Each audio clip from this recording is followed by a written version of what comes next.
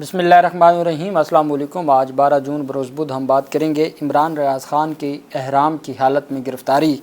जो सामने आई है, अफसोसनाक मामला है, उसके ऊपर हम बात करेंगे। और मैं आपको बताऊंगा कि बेसिकली इस्लामाबाद हाई कोर्ट के डिवीज़न बेंच का हुक्म क्या था और अब मामला हाई कोर्ट पहुँच चुका है, लाहौर हाई कोर्ट में। और इस वक्त इमरान रियाज़ ख़ान कहाँ हैं उसकी तफसील मैं आपके साथ शेयर करूँगा। आप जानते हैं कि चीफ़ जस्टिस आमिर फ़ारूक साहब की जानिब से एक हुक्मनामा जारी किया गया और आमिर फ़ारूक साहब ने 31 मई को बेसिकली पहला उनका नाम था ECL में, ECL से नाम निकाल दिया। ECL से नाम निकालने के बाद वो हज के लिए जाने लगे एयरपोर्ट, तो इस्लामाबाद एयरपोर्ट पर उनको 31 मई को रोक दिया गया। वो वापस आ गए। अब वापस आने के बाद उन्होंने एक और पिटीशन दायर की। उस पिटीशन में अदालत को बताया गया जी कि उनका नाम PCL में, पासपोर्ट कंट्रोल लिस्ट में डाल दिया गया है। दिलचस्प बात यह है कि 31 मई को नाम ECL से निकला है और 31 मई को ही PCL में शामिल हो गया। उसके बाद फिर ये उनके वकला का दावा है।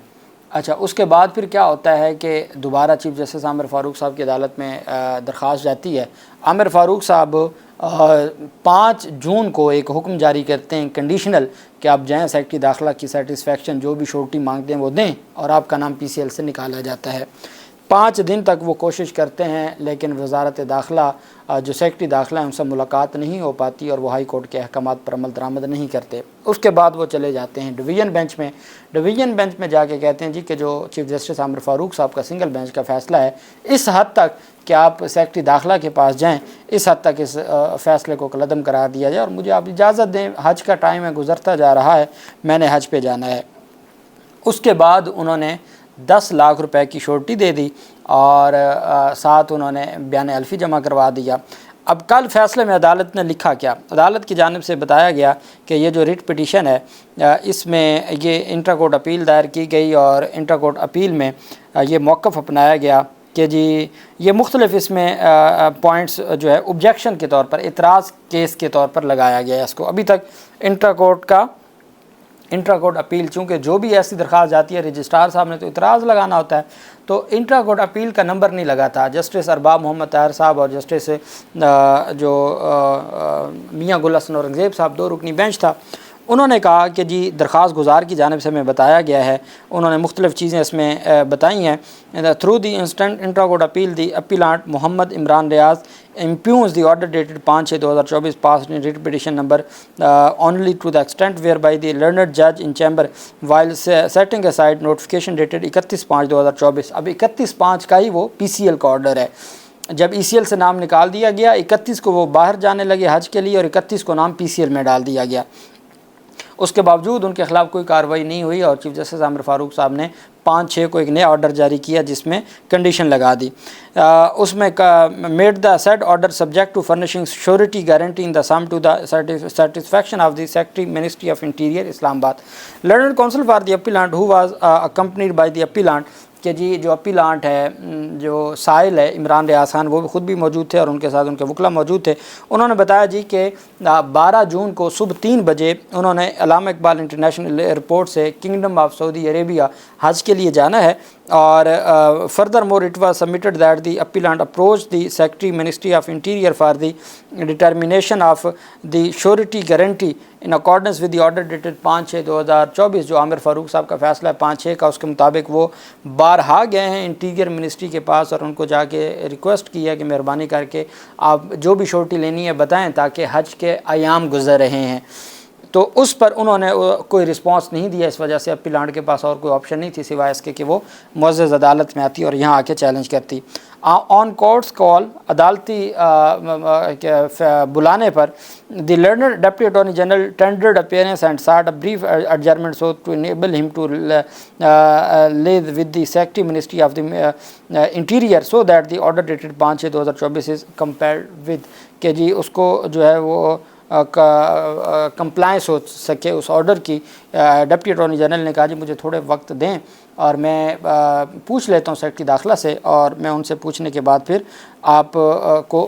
इन्फॉर्म कर देता हूँ। अदालत कहती है based on said submission of the London deputy attorney general this court adjourn the matter for a few hours during which period the appellant submitted A surety to the tune of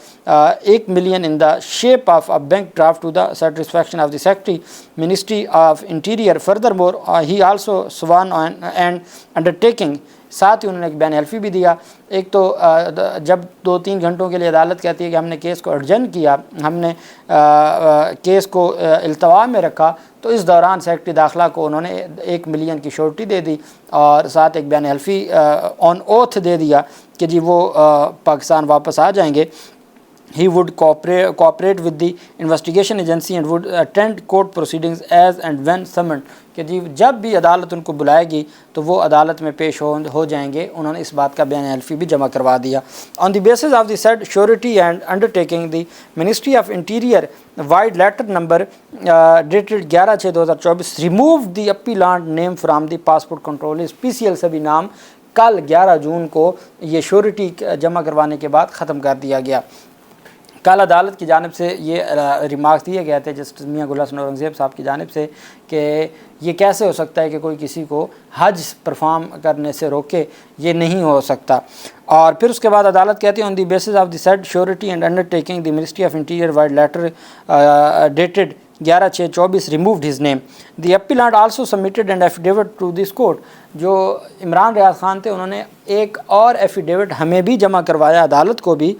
that he would return to Pakistan after the performance of Hajj and appear before this court on the next date of hearing 8/7/2024 کو، جو 8 جولائی کو دوبارہ اس case پر herring ہوگی تو وہ عدالت میں پیش ہو جائیں گے۔ اس کا ایفیڈیوٹ بھی آپ کو یاد ہے 50 روپے کے اسٹامپ پر ایک مجرم کو جو سزا یافتہ تھے ان کو بیرون ملک جانے کی اجازت دے دی گئی تھی اور کسی نے نہیں روکا تھا، اور حتیٰ کہ جو عمران ریاض خان ہے وہ کسی کیس میں ابھی تک مجرم نہیں ہے، ان کے خلاف مختلف مقدمات ضرور ہیں، وہ ملزم ہیں، مجرم نہیں ہے، کیس کوئی بھی ثابت نہیں ہوا ابھی تک، تو میرے خیال میں کسی کیس میں فرد جرم ہی نہیں عائد ہوئی، سارے انیشیل سٹیجز پر ہیں۔ تو اس کے باوجود انہوں نے بیان حلفی جمع کروایا، 1 ملین کی شورٹی جمع کروائی، وہاں الگ آن اوتھ بیان حلفی جمع کروایا جو منسٹری آف انٹیریئر ہے، اور یہاں پہ الگ انہوں نے یہ جمع کروایا۔ اس کے بعد عدالت کہتی ہے کہ ان ساری چیزوں کو مد نظر رکھتے ہوئے view of the above the appellant shall not be obstructed from proceeding to the Kingdom of Saudi Arabia for the performing of حج، کہ کوئی رکاوٹ کھڑی نہ کی جائے اور ان کو حج کے لیے جانے دیا جائے۔ اس کے بعد یہ ڈیولپمنٹ سامنے آتی ہے کہ وہ رات ہی ان کی جانب سے ایک ویڈیو پیغام آتا ہے اور وہ گھر سے ہی احرام باندھ کے نکلتے ہیں، اور وہ ویڈیو پیغام میں کہتے ہیں کہ میرے نالج میں ہے کہ یہ مجھے گرفتار کرنا چاہتے ہیں، تو میں احرام میں ہوں اور میں لبیک اللہم لبیک کی صدائیں لگا رہا ہوں اور میں حج پہ جانا چاہتا ہوں، میں اپنا فرض ادا کرنے جا رہا ہوں، اور 2 ملین کے قریب ان کی جو ٹکٹس ہیں وہ ضائع ہوئی ہیں، چونکہ بار بار ٹکٹس وہ لیتے تھے، کینسل ہو جاتی تھی چونکہ ابھی تک اجازت نہیں ملی تھی، اور یہ آخری اور کل جو آخری فلائٹ تھی، آج صبح آخری فلائٹ تھی حجاج کی، وہ صبح 3 بجے لاہور سے تھی اور کسی شہر سے نہیں تھی، نہیں تو وہ تو اسلام آباد سے بھی چلے جاتے۔ اور انہوں نے ویڈیو پیغام پہلے جو ہے وہ اپنا شیئر کر دیا، اور ساتھ وہ احرام میں گھر سے نکلے، ان کے ساتھ اظہر صدیق ایڈوکیٹ صاحب تھے، میاں علی اشفاق صاحب تھے اور سینئر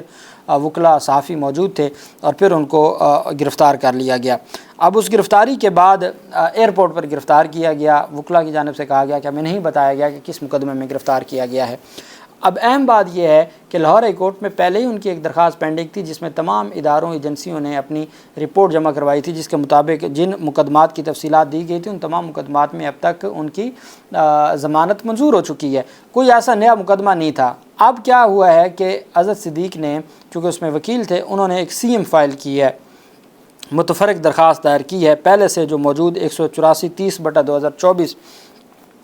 ریٹ پٹیشن تھی Muhammad Imran Riaz versus federation of Pakistan Lahore high court میں مقدمات کی تفصیلات لینے کی، اس میں اب انہوں نے ایک CM فائل کی ہے، اور جس میں یہ کہا گیا جی کہ اب تک کی جو تفصیلات ہیں اس کے مطابق یہی بتایا گیا تھا کہ وہ جن مقدمات کی تفصیلات دی گئی تھی ان مقدمات میں ان کی ضمانت ہو چکی ہے، اب ان کی جو گرفتاری ہے وہ کس مقدمے میں کی گئی ہے، کس کیس میں کی گئی ہے، اور ان کے خلاف اور کون کون سے مقدمات اور کیسز ہیں جو پینڈنگ ہیں اور جن کی تفصیلات ہمارے پاس موجود نہیں ہیں وہ دی جائیں۔ ساتھ ہی جو میاں علی اشفاق ہیں جو وکیل ہیں عمران ریاض خان کے، ان کی جانب سے ایک پٹیشن دائر کی گئی ہے ہیبیس کارپس کی، اور انہوں نے جو حبس بجا کی یا ان کی بازیابی کی درخواست لاہور ہائی کورٹ میں دائر کی ہے، جس کے اوپر آج ہی امید ہے کہ دونوں درخواستوں پر سماعت ہو جائے۔ اصل چیز یہ ہے کہ جس طریقے سے ان کو روکا گیا یا ان کو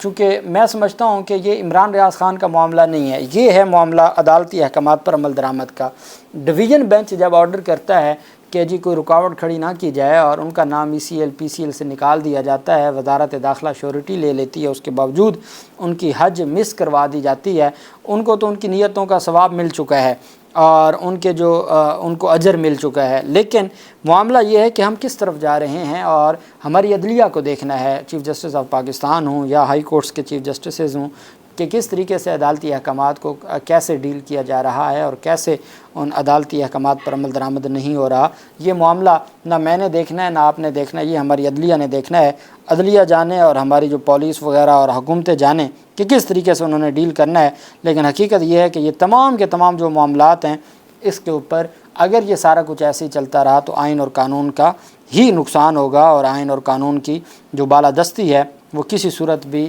نہیں ہو سکے گی جب تک عدالتی احکامات پر عمل درآمد نہیں ہوگا۔ آپ دیکھتے ہیں لاہور ہائی کورٹ میں دونوں پٹیشنز دائر ہو چکی ہیں، آج ہی ان کی گزارش ہے، اس وقت تک جب میں آپ سے بات کر رہا ہوں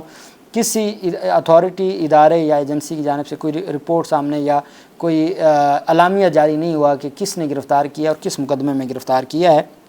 اب دیکھتے ہیں ہائی کورٹ اس سارے معاملے کو کیسے لے کے چلتی ہے۔ اللہ پاک پاکستان کا حامی و ناصر ہو۔ بہت شکریہ۔ اللہ حافظ۔ پاکستان زندہ باد۔